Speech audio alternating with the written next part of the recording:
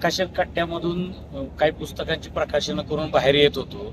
त्याच दोघा तिघा हल्लेखोरांनी माझ्या डोळ्यामध्ये केमिकल सारखं काळी गोष्ट काहीतरी घातली आणि त्यांच्याकडे धारदार शस्त्र सुद्धा होती आणि त्यांनी संमेलन उधळून लावू, संमेलन होऊ देणार नाही आणि तुम्हाला संपवू अशा प्रकारची भाषा तिथं वापरली.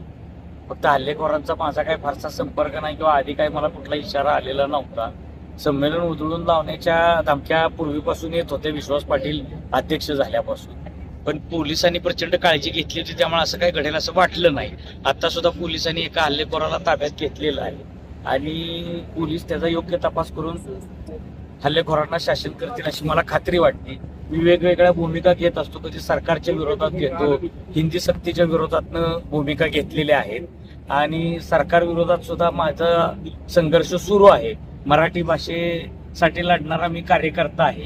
हिंदी शासनानं लादू नये किंवा साहित्य संस्थांमध्ये सरकारी हस्तक्षेप असू नये अशा भूमिकेतून माझी लढाई सुरू आहे.